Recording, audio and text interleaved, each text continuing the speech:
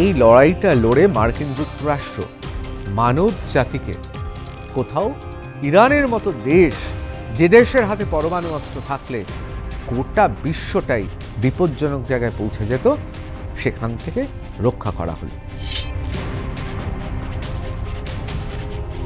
ইরানের জনগণ কেন তাদের সাধের গণতন্ত্রকে বিসর্জন দিয়ে খামনেই এবং তার বংশকে বংশ পরম্পরায় শাসক হিসেবে মেনে নেবে?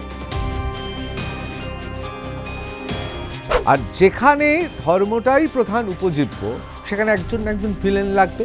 আর সেই কারণেই ইসরায়েলকে ভিলেন তৈরি করে ইরান তার লড়াইটা লড়ছে।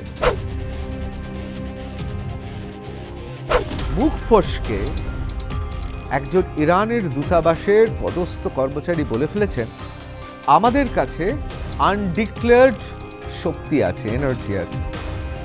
আর প্রশ্ন হচ্ছে, এই আনডিক্লেয়ার্ড, অঘোষিত শক্তিটা কি? পারমাণবিক শক্তি নয় তো? রাশিয়া, চীন আর পাকিস্তান তারা কেন বলছে যে ইমিডিয়েট অ্যান্ড আনকন্ডিশনাল সিজফায়ার?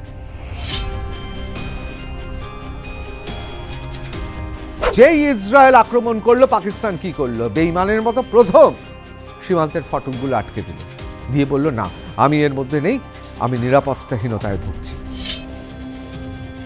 পাকিস্তানের ভয়ে আছে, কারণ ইরান এই বেঈমানিটা সহ্য করবে না।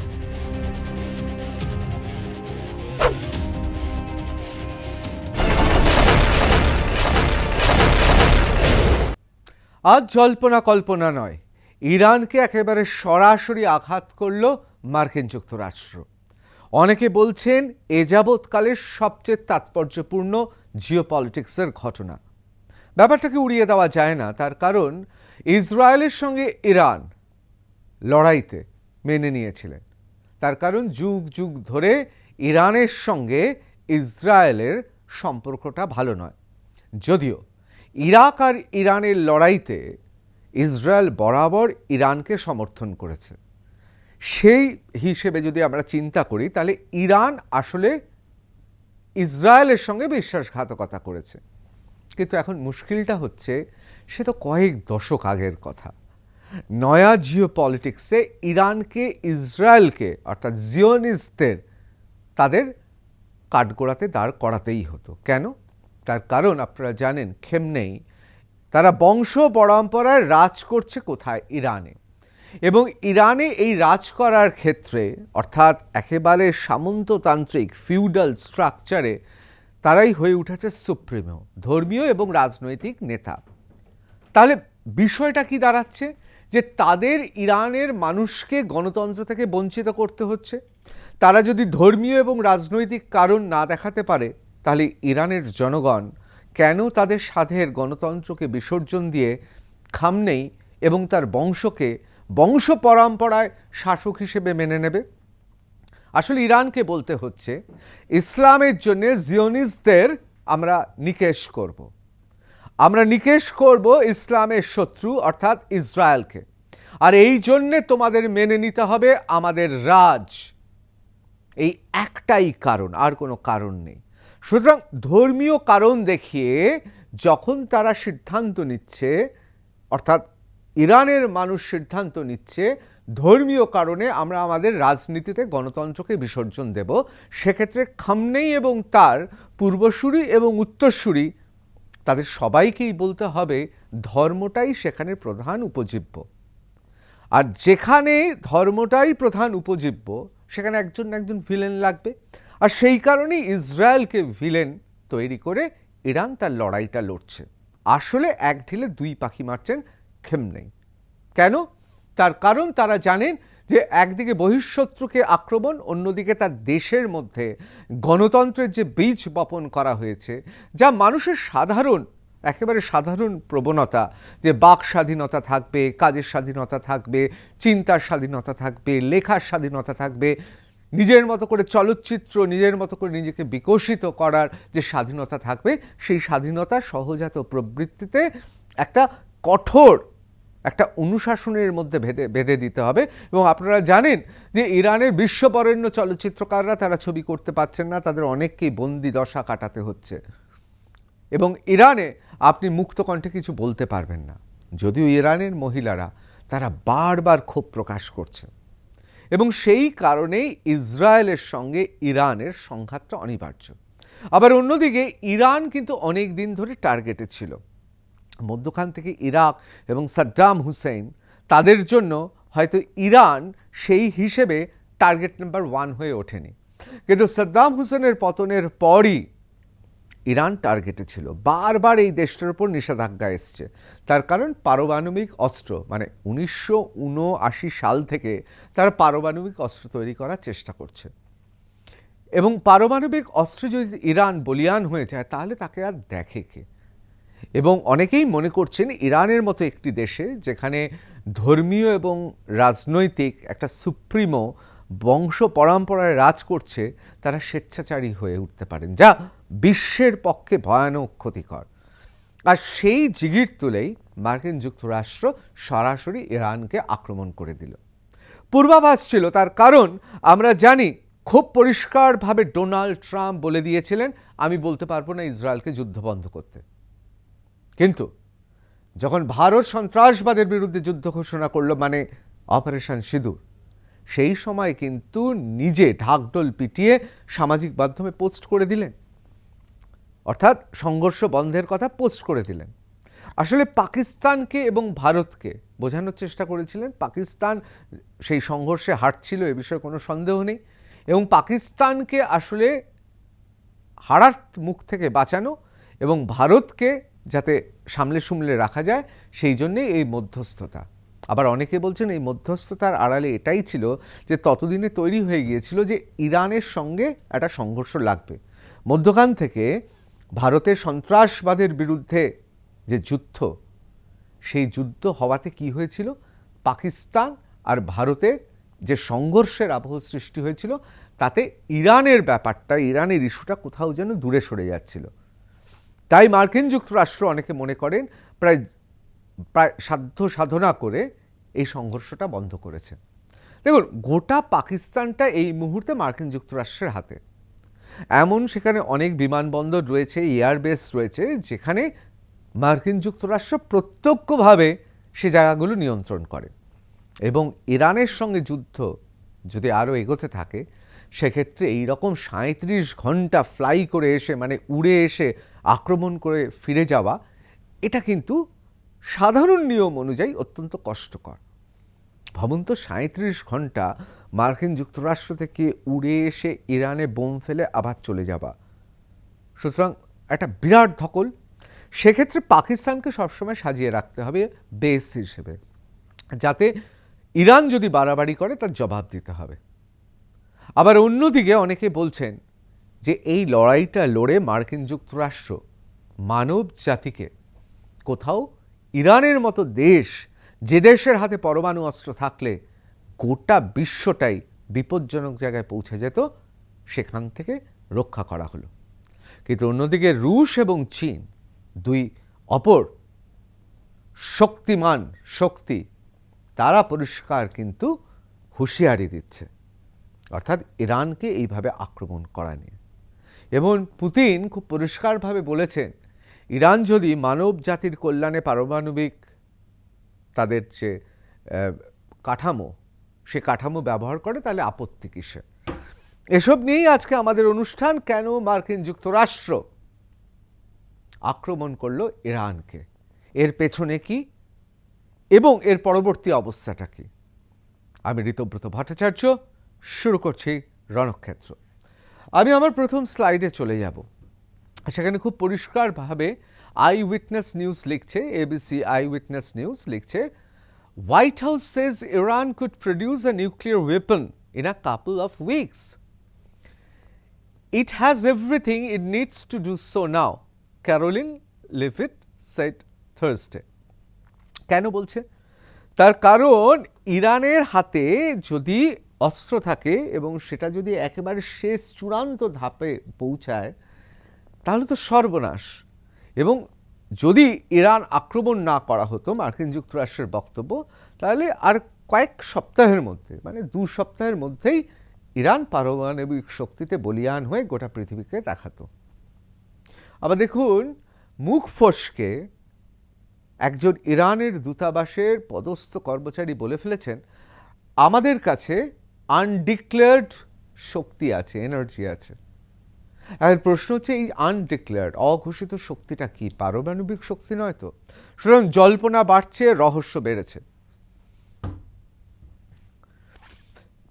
Post-strike images at Fordow nuclear site show damage after US bombed Iran. The post-impact image of Fordow nuclear facility shows two places which could have been possible bomb entry points.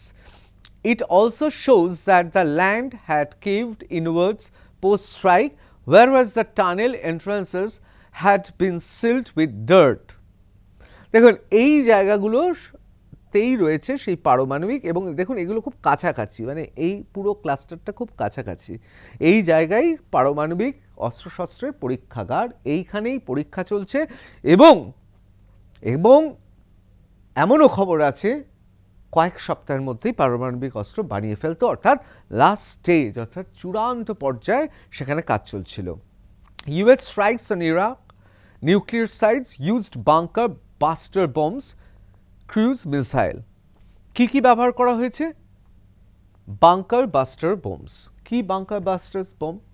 অর্থাৎ আপনি মাটির 300 fit তলাতেও নিরাপদ নয়, এ সরাসরি একেবারে ঢুকে যাবে বাংকারের মধ্যে, এবং সেখানে বেশ কিছুটা, অর্ধেকের বেশি পথ ঢুকে সে বাস্ট করবে, এবং তাতে যেখানে মানে একদম মাটির তলায় থাকলেও একদম সেটা শেষ করে দেবে।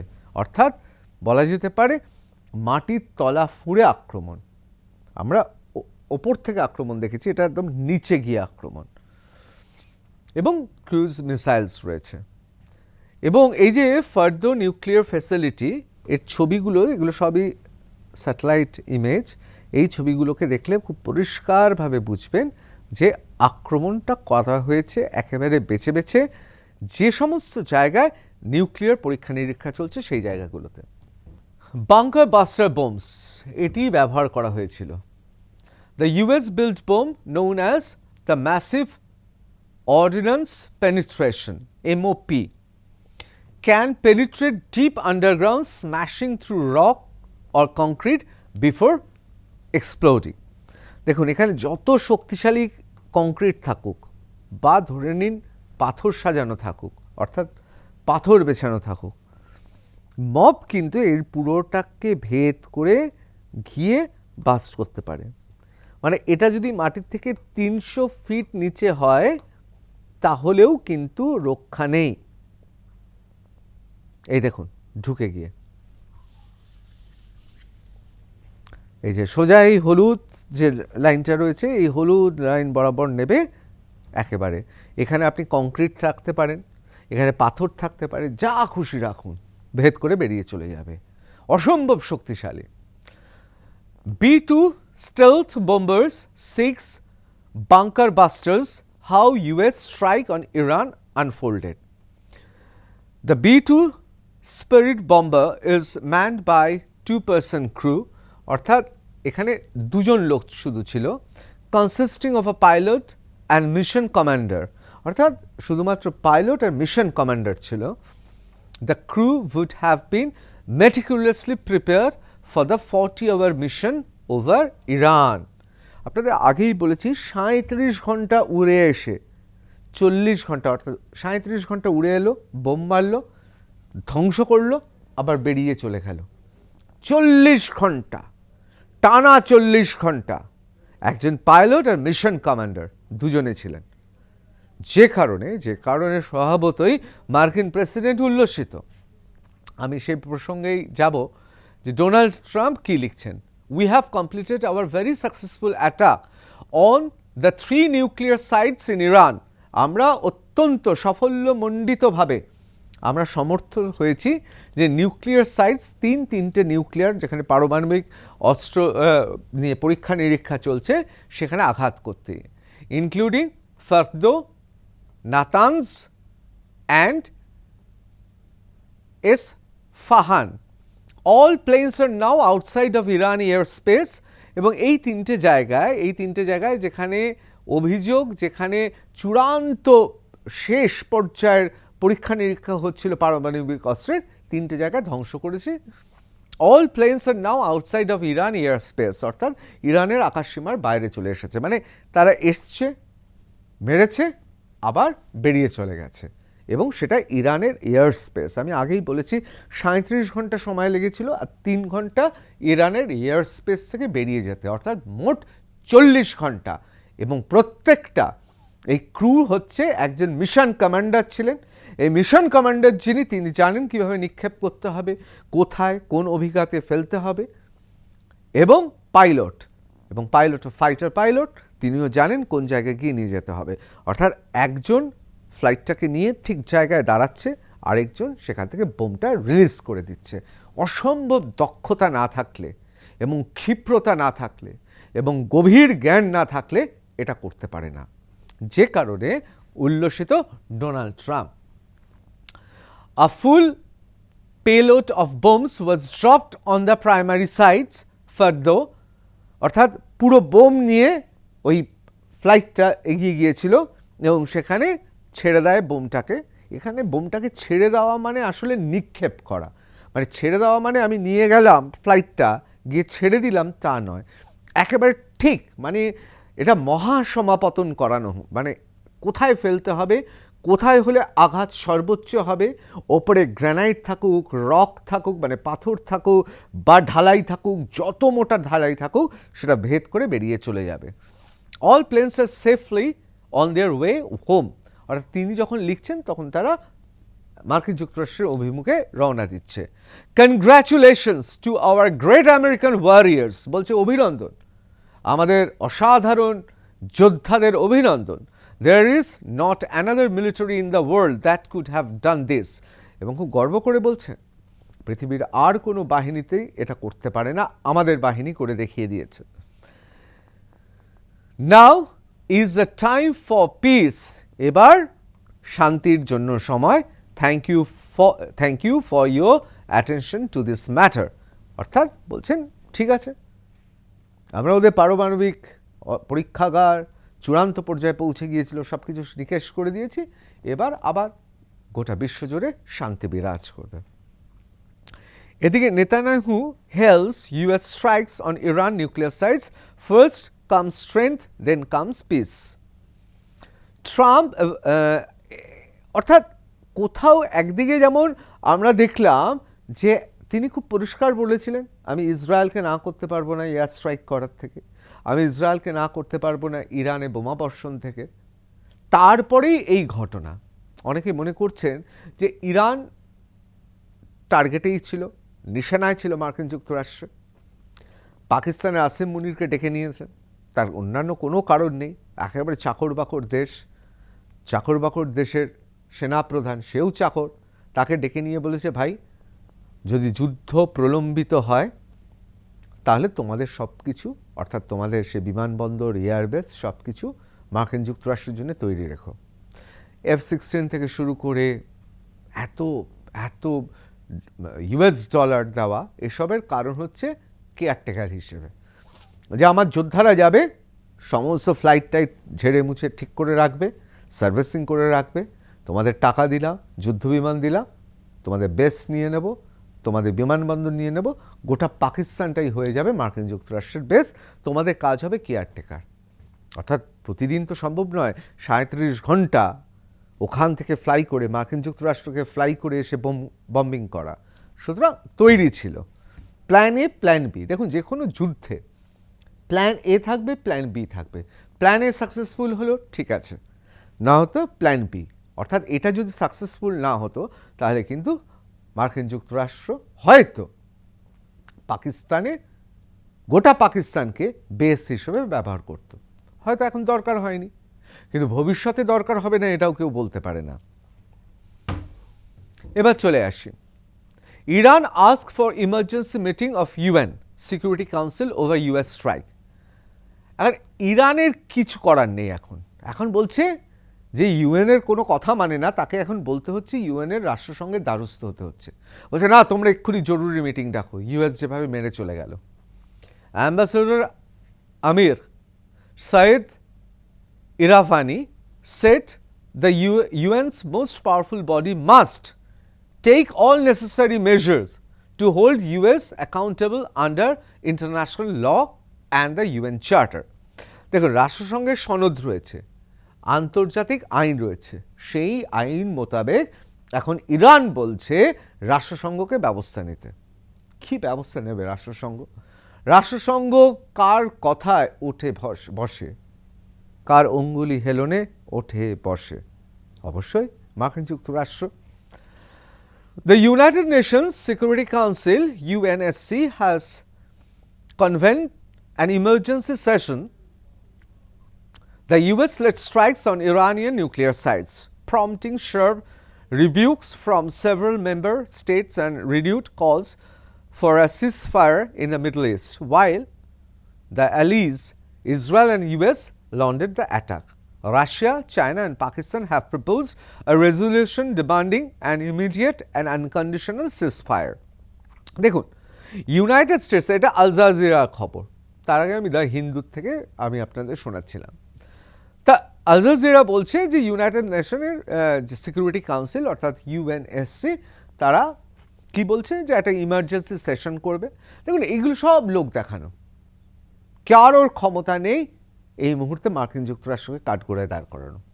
এখন প্রশ্ন উঠছে, তাহলে রাশিয়া, চীন আর পাকিস্তান তারা কেন বলছে যে ইমিডিয়েট অ্যান্ড আনকন্ডিশনাল সিজফায়ার, মানে এক্ষুনি নিঃশর্তভাবে সংঘর্ষ বন্ধের কথা বলছে কেন? দেখুন, রাশিয়া বলছে কারণ রাশিয়া, চীন, মার্কিন যুক্তরাষ্ট্র পৃথিবীর সর্ববৃহৎ শক্তি হিসেবে আমরা সবাই জানি। সুতরাং রাশিয়া আর চীন বলবেই, তার কারণ মার্কিন যুক্তরাষ্ট্র আক্রমণ করেছে, যাকেই আক্রমণ করুক এখানে ক্ষমতা দেখাতে হবে। তাই রাশিয়া ক্ষমতা দেখাচ্ছে, চীন ক্ষমতা দেখাচ্ছে, চুপ করে তো বসে থাকতে পারে না। তা পাকিস্তান বলছে কেন? পাকিস্তান বেইমানি করেছে ইরানের সঙ্গে। ইসরায়েল যখন আক্রমণ করার আগে পাকিস্তান কি বলতো ইরানকে? বলতো তুমিও ইসলামিক দেশ, আমিও ইসলামিক দেশ, তুমি আমার কাছের মানুষ, তুমি আমার ভাই, এই সমস্ত বলেছিল। আর যেই ইসরায়েল আক্রমণ করলো, পাকিস্তান কি করলো? বেইমানের মতো প্রথম সীমান্তের ফটকগুলো আটকে দিল, দিয়ে বলল না, আমি এর মধ্যে নেই, আমি নিরাপত্তাহীনতায় ভুগছি। তারপর কি করলো? মার্কিন যুক্তরাষ্ট্রে চলে গেল, ওখানকার সেনাপ্রধানকে তলব করেছিল পাকিস্তানে, সে একদম হাতে পায়ে ধরে জো হুকুম মহারাজ, যা বলবেন, ডোনাল্ড ট্রাম্প যা বলছেন তাই করছেন। পাকিস্তানের ভয়ে আছে, কারণ ইরান এই বেইমানিটা সহ্য করবে না। এবং ইরান কিন্তু ইসলামিক দুনিয়াতে পাকিস্তান যতই পরমাণু শক্তির কথা বলুক, আদৌ সেই চুল্লিগুলো চলে নাকি এই নিয়ে কেউ জানে না, কেউ নিশ্চয়তা দিতে পারবে না, কিন্তু ইরানকে ভয় পেতে শুরু করেছে।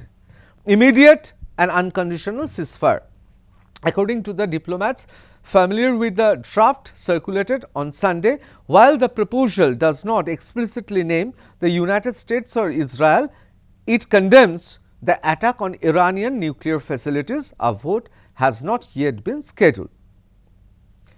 সুতরাং আপনারা বুঝতেই পাচ্ছেন এই মুহূর্তে মার্কিন যুক্তরাষ্ট্র আক্রমণ করুক না করুক, একটা বিরাট ঠান্ডা যুদ্ধ হয়েছে। এই যে গোটা ঘটনা, অর্থাৎ প্রথমে ইসরায়েল আক্রমণ করলো ইরানকে, তারপর 37 এবং তার সঙ্গে আরও আপনি 3 ঘন্টা যোগ করুন, অর্থাৎ 40 ঘন্টার air operation United states of America অর্থাৎ মার্কিন যুক্তরাষ্ট্রে কি তৈরি করলো? গোটা পৃথিবী জুড়ে একটা অদ্ভুত একটা বাতাবরণ তৈরি করলো। এবং সেই চিত্রনাট্যতে আসিফ মুনির হচ্ছেন ডিসিভার, প্রতারক। কে আসিফ মুনির? তিনি পাকিস্তানের সেনাপ্রধান। সেনাবাহিনীর ঊর্ধ্বের অন্তরালে আসলে জেহাদি ইসলামিক একজন সন্ত্রাসবাদী। কিন্তু হ্যাঁ, হোয়াইট হাউস ডেকেছে, টাকার লোক, পদের লোক, ক্ষমতার লোক, টিকে থাকার লোক, এবং পাকিস্তানে আগামী দিনে রাষ্ট্র ক্ষমতা দখলের জন্য সে হোয়াইট হাউসকে চটাতে পারবে না। সে বলছে ধর্ম থাক, আমাকে বাঁচতে হবে। এইসবই হয় সন্ত্রাসবাদীদের ক্ষেত্রে, অসম্ভব স্বার্থপর হয়। সুতরাং আসিম মুনির হচ্ছে প্রতারক। ইরান কি করছে? The fight back will continue, but Iran fight back করবে, সবাই বলছে ইরান প্রতিশোধ নেবে। কিন্তু এই ফাইট ব্যাকটা কিভাবে করবে সে নিয়ে বড় প্রশ্নচিহ্ন আছে। Iran will disrupt global supply chain, অর্থাৎ সারা পৃথিবী জুড়ে বাণিজ্যের যে চেন রয়েছে একদম মায়াজালের মতো, মানে এখান থেকে কোনো জিনিস অন্যখানে পৌঁছাচ্ছে, সেখান থেকে অন্যখানে পৌঁছাচ্ছে। দেখুন, এখন আপনি সকালবেলায় যদি খেতে চান, সকালবেলায় ব্রেকফাস্টে আপনি ব্রিটেনের ব্রেড খেতে পারেন, ফ্রান্সের চিজ খেতে পারেন, লাতিন আমেরিকা থেকে আনা ফল খেতে পারেন, আবার আপনি মধ্যপ্রাচ্যের ড্রাই ফ্রুটস খেতে পারেন। মানে মুহূর্তের মধ্যে গোটা পৃথিবী, গ্লোবাল ভিলেজ, সেই যে চেন তৈরি করা, বাণিজ্যিক চেন, সেই চেন ডিসরাপ্টেড হয়ে যাবে, অর্থাৎ সেই চেনটাকে নড়িয়ে দিয়েছে। স্প্লিন্টার টেরর গ্রুপস, অর্থাৎ এবার অনেকে মনে করছে বিভিন্ন জায়গায় ছোট ছোট গোষ্ঠী করে ইরান চাইবে গোটা পৃথিবী জুড়ে সন্ত্রাসবাদীরা কাজ করুক, ছোট ছোট গোষ্ঠী, বিভিন্ন নাম, সেটা ইউরোপে হতে পারে, আমেরিকা হতে পারে, বিভিন্ন জায়গায় সন্ত্রাসবাদী কার্যকলাপ চালাবে। পলিটিক্যাল আনসার্টেনিটি ইন পাকিস্তান, এবং এটা জন্ম নিল পাকিস্তানে অনিশ্চয়তা। তার কারণ শাহবাজ শরীফ, মানে প্রধানমন্ত্রী রাষ্ট্রপ্রধান নয়, আসিম মুনিরকে ডেকে পাঠিয়েছে। এখন আসিম মুনিরের বাংলায় যাকে বলে কলা তুলে এখন পাকিস্তানে রয়েছে। তার কারণ, তার পেছনে রয়েছে হোয়াইট হাউস, রয়েছেন ডোনাল্ড ট্রাম্প। ট্রাম্প সাহেব আমায় ডেকেছেন, সুতরাং আর কিছুদিন বাদে থেকে ওই মন্ত্রিসভা অথবা প্রধানমন্ত্রী কোনো রাষ্ট্রপ্রধানকেও মানবে না। আসিম মুনির হয়ে উঠবে পাকিস্তানের ক্ষমতাশালী ব্যক্তি, কিন্তু ওকে সহজে গদি ছেড়ে দেবে না কেউ। সুতরাং একটা আনসার্টেনিটি, অর্থাৎ পাকিস্তান জুড়ে একটা অনিশ্চয়তা তৈরি হলো। এর থেকে কি ভারতের লাভ হবে? অবশ্যই আপনার মন্তব্য এবং আপনার বিশ্লেষণ জানাবেন কমেন্ট সেকশনে। জয় হিন্দ।